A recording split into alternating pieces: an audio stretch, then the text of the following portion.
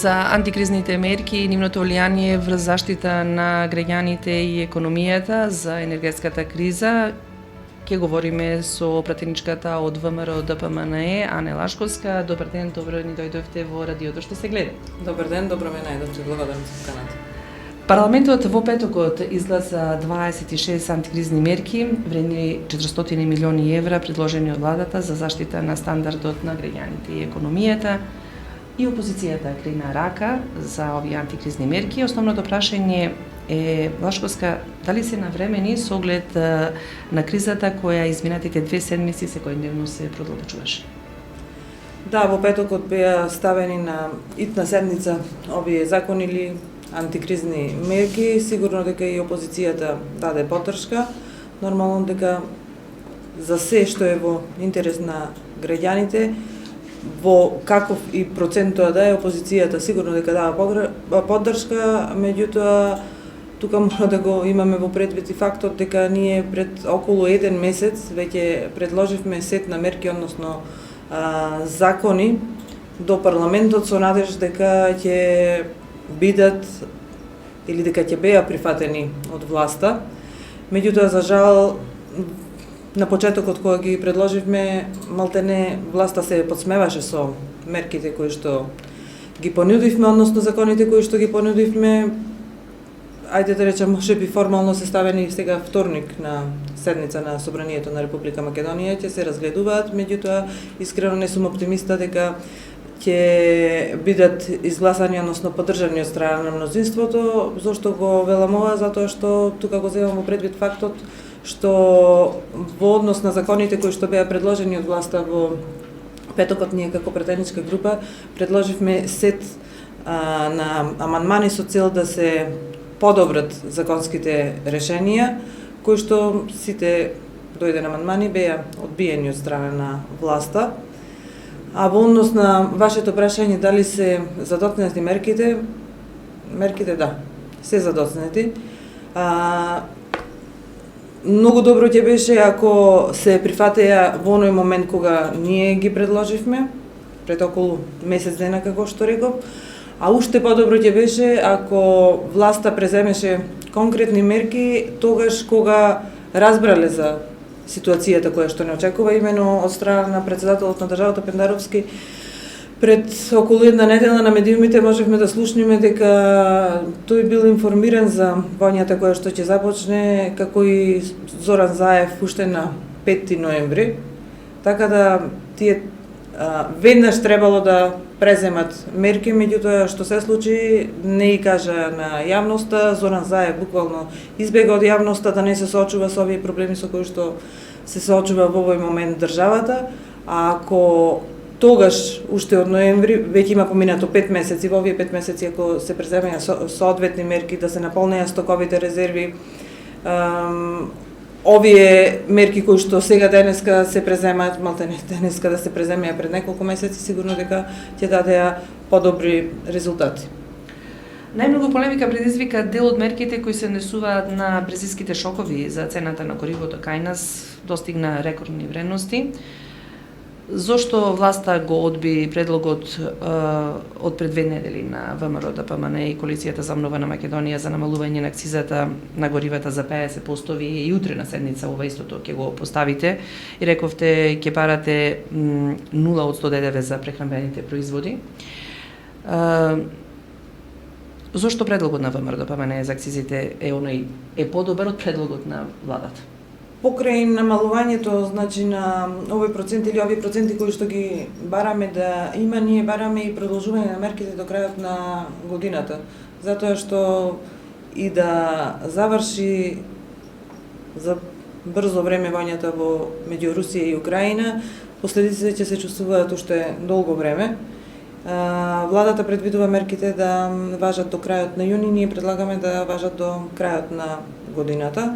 Тој е уште еден од нашите предлози кои што не ги спомнавте.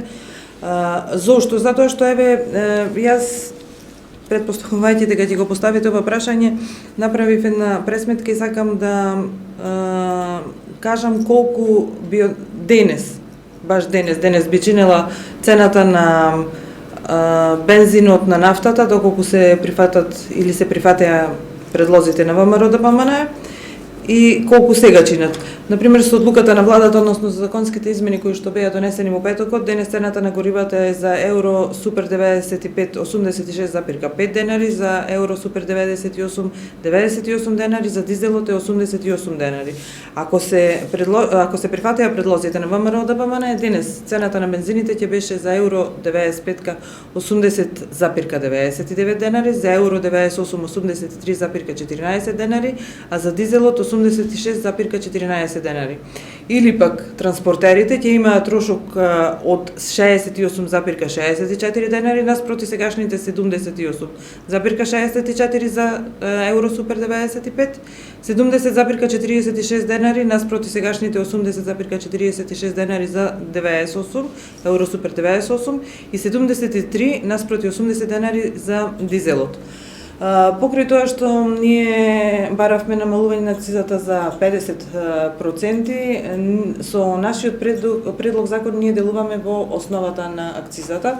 Со овие предлог мерки кои што се изгласани во петокот, всушност владата на некој начин се заштитува, односно најмалку оштетена во овој случај ќе биде владата со средствата кои што ги добива од државата, додека најголемиот терет ќе го носат трговците и сигурно граѓаните. Во контекст на ова, дел од операторите со нафтени деривати веќе најавија дека начинот на пресметување на цената на горивото ќе придонесе дури и ставање на клуч на врата поради неодржливост. Во намалувањето на цената на горивата, процентуално најголемиот товар во моментот го сносат трговците со горива, со оглед дека регулаторната комисија во четвртокот ја намали маржата, односно добивката од продажба за 33%, или изразено во денари, како што рековте, од 0,4,5 денари на 3 денари.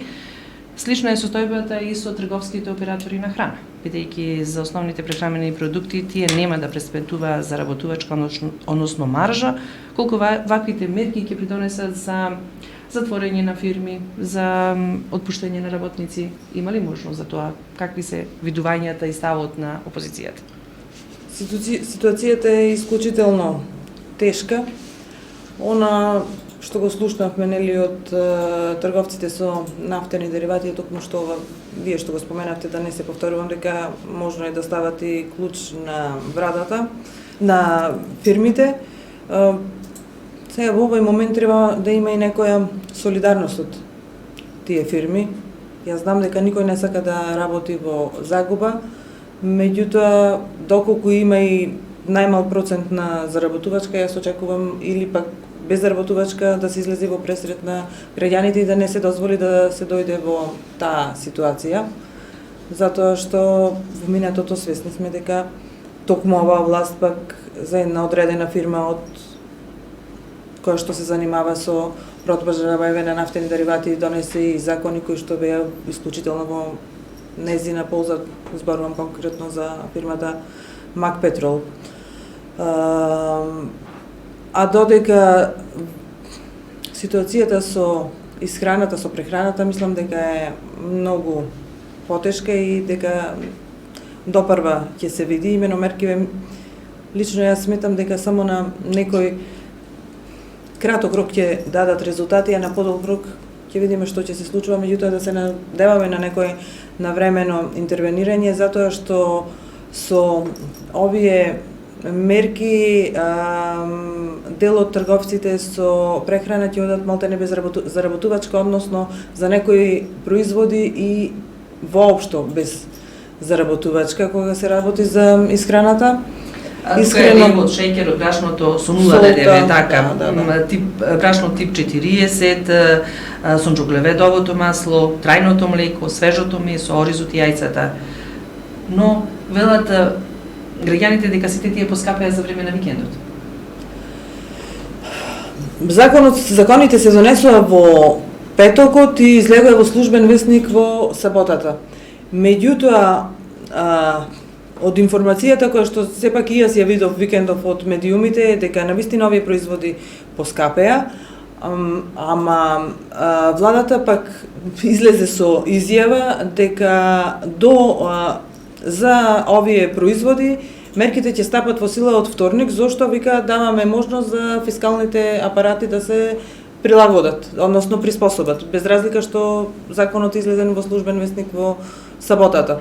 Сепак останува утре да видиме што ќе се случува од изјавите што во текот на саботата ги даде министерот за економија. Тој најави дека очекува во вторник да се намалат цените на сите овие производи. Меѓутоа во ова време невреме би рекла останува да видиме утрешниот ден што ќе донесе. Јаве еден наш слушател пишува дека маслото за јадење на пример и покрај тоа што требаше да се набавува, да се продава по набавна цена, викендов во еден од поголемите ланец на маркети чинеше 105 денари, во друг 98, во трет 100 денари. Само маслото за јадење беше поскапено од 10 до 15 денари низ маркетите. Така да тоа говори дека постоело некое неусогласување и повторно граѓаните се на штета. Да, па искрено сега конкретно со маслото за јадење јас навистина се плашам во каква ситуација ќе бидеме доведени во наредниот период, затоа што ги следев изјавите во саботата и на директорот на Витавинка и на министерот за економија, каде што директорот ни посочи на граѓаните дека не треба да се крива паника, дека има масло кое што за покривање на наредните 3 месеци. Меѓутоа тука се изрази надеж и сомнеж дека Србија нема да го стопира извозот кон Македонија. Не дај Боже да се најдеме во ситуација да се оневозможи производството, меѓутоа ајде да не размислуваме на такви лоши сценарии, да се надеваме дека ќе се реши ситуацијата за побрзо и за добро време. Во маркетите навистина имаше различни цени на маслото за јадење во текот на викендот. Јас се плашам дека малите трговци во наредниот период можеби нема ни воопшто да продаваат масло за јадење, затоа што делењето на маржата е предвидено да се врши помеѓу производителите и големите трговци и можно е само големите ланци, односно големите трговци во наредниот период да продаваат масло за јадење. Владата верува дека има доволно резерви на храна, а забранете извозот на одредени житарки и масло за наредните 10 дена, велат мерките ќе го заштитат пазарот и домашното производство. Каков е ставот на опозицијата? Па, мислам дека овој одговор го дадов уште на почетокот. Сметаме дека мерките се задоцнети, како што кажав на почетокот. Имате ли сознание во опозицијата колкави се резервите на храна, стоковите резерви? Не, тие информации ги немаме, ги имаме оние кои што ги има и целата јавност на прашањето колкави се стоковите резерви. Одговорот од власта е стокови резерви државата има. А од што има и колку има, немаме одговор. Меѓутоа, искрено јас не верувам во ова, заради тоа што и од претседателот на Србија Вучич, прво он не го разбравме дека ќе дозволи на Македонија да купи пченица од Србија. Единствено извоз за Македонија веќе дозволи во случај со пченицата со лебот ќе ни излезат во пресрет, и тоа ми кажува дека Република Македонија не е снабдена со жито. Дај Боже да грешам јас. Каква е состојбата покрај ова што не се случи со недостиг на одредени производи, криза во секторите на нафта, на храна и кризата со струјата и енергетската криза? Како би постапила опозицијата? Кои се сознанијата на опозицијата за можноста да се надмине сето ова што не се случува? Граѓаните реагираја изминативе недели на тоа, на високите сметки за струја, се плашат од недостиг на струја. Има ли такви сценарија? Вие сте дел од владиниот парламент, па сигурно дека... Па, еве да ве потсетам, а и целата јавност да ја потсетам, од кога ВМРО-ДПМН реагираше за оваа состојба, значи не беше неочекувано дека ќе следува со струјата и со нафтените деривати. Имено уште пред година и пол, ако се сеќавате, ние организиравме и протести пред регулаторна комисија, за кои што наидовме на подсмев. Ни се смеја дека не е тоа местото каде што треба да протестираме. Уште тогаш ги кажувавме во обраќањето, особено председателот Кристијан Мицкоски ги кажуваше проблемите кои што ќе следуваат, а со кои што еве денес ние се соочуваме. Меѓутоа, за жал, арогантно беше гледано на нашите укажувања, кои што беа со најдобра намера. Затоа што ако се земеа сериозно, до ова што со кое што денес се соочуваме, немаше да дојде, меѓутоа, за жал, односот на власта е тој. Кога сме кај електричната енергија или електричната струја, проблемот е што во овој момент Република Македонија производува исклучително мало количество на електрична струја. Би сакала и тука еден податок да дадам и да подсетам, значи прво она што требаше да го направи власта, требаше да си направи резерви за купување на струја кога знае колку мало количество на струја се произведува во државата. За жал, тие тоа не го направија и заради тоа денес плаќаме струја која што во одредени часови од денот, за жал, сега денес нема информација како е, меѓутоа минатава недела достигнуваше и по 500 и над 500 евра за мегават час. При тоа, зошто се наоѓаше власта во поволна ситуација и можеше да направи нешто, заради тоа што само што тој СДСМ на власт, еден од првите закони кои што Заев и тогашниот Андјушев ги сменија беше законот за либерализација на струја, кој што во време на ВМРО ДПМН го немавме, но либерализацијата на струја немавме, а и покрај тоа во време на ВМРО ДПМН се произведува по околу 4300 гигават часови електрична енергија. Според нашите пресметки и според очекувањата кои што ги имаме, заради тоа што е либерализирана струјата, она што се очекуваше беше да се произведува во овој момент во Република Македонија околу 5000 гигават часови, меѓутоа за жал ситуацијата е многу лоша, во овој момент државата произведува само 2600 гигават часови. Сега да се подсетиме дека со месеци се занимававме, односно не може да набават јаглен, кој што јаглен се инсистира да се набави од Косово. За жал, тој јаглен не е со иста калорична вредност како јагленот кој што го имаме во Македонија и кој што треба да се ископува и да се користи во рек. Имено, јагленот од Косово е многу побогат со сулфур и ќе го нема истиот ефект кој што би го имал јагленот од кој што се ископува во Македонија, меѓутоа пак ќе речам, барем моите информации, ако нешто не сум разбрала, кажуваат дека се уште немаат набавено јаглен и можеби тоа е причината што уште е мало производството на електрична енергија во државата. Она кој што го имаме како информација во последниот месец е дека и рек Битола, односно Елем, се во исклучително тешка состојба. До пред неколку години беа во најдобростоечките компании во држава, сега се дојдени во ситуација да не можат да земат плата за претходниот месец, ни Елем, ни рек Битола. И кога зборуваме за Елем и за рек Битола, и по 5 години власт на СДСМ ВМРО ДПМН е виновно, меѓутоа тука вреди да се потсети дека со Елем кога ја оставивме власта во 2017 година, до тогаш раководеше председателот Христијан Мицкоски и на сметката на Елем имаше во плюс 8 милиони евра, плюс депозити 25 милиони евра. За 5 години сме дојдени во ситуација ни Елем, ни рек Битола да не можат да земат вработените плата, а не пак да се инвестира. И тука се поставува прашањето дали заради тоа не се набавува јагленот и се поништуваат тендерите, струја се купува само со задолжување. Вчера баш во касните вечерни часови го читав министерот Бесими, вика овие пакет мерки кои што се изгласа ќе чинат околу 400 милиони евра кои што ќе бидат надокнадени во буџетот. Јас не гледам друг начин да бидат надокнадени во буџетот, освен она што беше најавено дека ќе има ново задолжување на државата од околу 600 милиони евра, кое што е преголема грешка, затоа што власта најде начин, значи се да покрива само со задолжување. 5 години ние само се задолжуваме.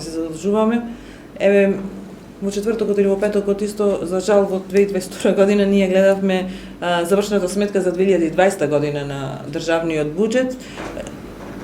И би подсетила, заради тоа што вреди да се подсети, само во 2020 година држава се задолжила 1,2 милиарди евра или споредено мора да правиме споредба, значи не сме исти, затоа мора да правам споредба. Во 5 години, за 5 години власт СДСМ, односно за 4 години власт СДСМ се задолжила колку ВМРО-ДПМН за 10 години. И најверојатно планираат овие средства да ги надокнадат со новото задолжување кое што го најави од 600 милиони евра, кое што сметам дека е исклучителна грешка, заради тоа што ќе се задолжуваат со еврообврзница, а во оваа ситуација каматите може да замислиме само кои што ќе бидат понудени, колку ќе бидат големи и ќе биде лош потек, а не е дека нема начин како да се реши. Имате предлози во случај ги доставувате? Да, имам предлози на собраниските седници. Малтене на комисиските расправи, па и на пресконференции скоро секој ден кажуваме дека решението во овој момент е само ребаланс на буџет. И не знам зошто не се согласуваат на ребаланс на буџет. Го имаме најтешкиот буџет во држава од постојањето до самостојањето на Република Македонија, кој што е повисоко 4,3 милиарди евра, во кој што имаше и коментар ребаланс, прашува еден наш читател, слушател и така натаму. Тоа е начинот, заради тоа што навистина има предвидено многу непродуктивни трошења. Ревизија кога? Гледаме дека капитални проекти во моментов нема, а дај Боже еве да има, заради тоа што во една друга криза, светска економска криза, видовме дека градежништвото ја одржа Република Македонија. Дај Боже, јас велам да има капитални проекти, меѓутоа не гледаме капитални проекти, но има шанси со ребаланс на буџет да се скрати од непродуктивни трошења кои што се предвидени во буџетот. Повторно и на овој предлог власта има отпор, и јас длабоко во себе сум убедена дека ќе дојде до ребаланс на буџет, меѓутоа се плашам дека и тоа ќе биде закаснето како и овие закони, односно мерки кои што се донесоа во петокот. Морам да ве прашам како член на Комисијата за надворешни работи, бидејќи се соочуваме со една навистина голема криза, дали дипломатските чекори кои што се направени досега поврзани со Македонија и руско-украинската криза влијаат врз Македонија? Како вие гледате на сето тоа? Кои се дискусиите во Комисијата за надворешни работи? Кои дипломатски чекори се направени правилни или неправилни кога е во прашање Македонија и руско-украинската криза? Да сме искрени, не дека се направени некои дипломатски чекори од страна на луѓето кои што се задолжени за надворешната политика на државава. Сигурно дека руско-украинската криза влијае и на воња, влијае и на Република Македонија, како што влијае и на целиот свет. Жално е во што се случува 21 век да има гинење на невини луѓе кои што создавале, го граделе својот живот и сега да има воња место диалог, да видам, да, и јас сум секогаш да се решаваат проблемите со диалог и да се надеваме дека во најскоро можно време ќе можат да седнат и да разговараат. Само тоа е начинот за да се реши ситуацијата. На крај би ве запрашала колку во овие исклучително кризни времиња има простор за диалог помеѓу власта и опозицијата. Пред малку зборуваше и дискутираше какви се тие односи помеѓу власта и опозицијата. Има ли можност заедно да се седне и да се дискутира за подобрување на стандардот на граѓаните, за намалување на кризите кои што ни се наметнуваат? Како е односот, каков е диалогот меѓу власта и опозицијата? Па каков е диалогот? Мислам дека веќе целата јавност гледа дека диалог речиси да не постои. Јас исклучително го застапувам гледиштето дека во криза мора да соработуваат власта и опозицијата. И ние правиме напори. Значи секој ден се нудиме на соработка, меѓутоа сме одбивани. Јас пред некој ден и на собраниската говорница го потенцирав и им се обратив на колегите. дека мора ароганцијата да ја тргнат на страна и суетата.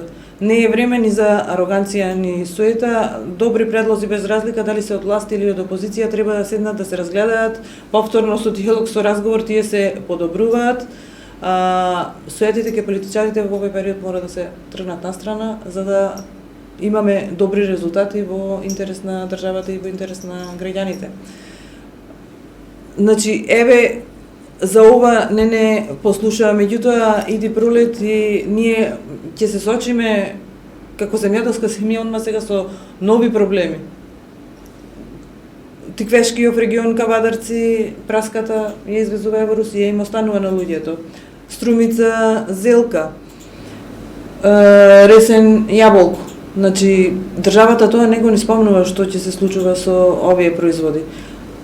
Ако не во најмала рака треба да бидат откупени од државата во стоковите резерви или, ако пак ќе речам, ако кажеја дека имале најава за ова што ќе се случи уште од 5 ноември, да им кажеја јавно на производителите, можеби ќе се обезбедеше друг некој пласман.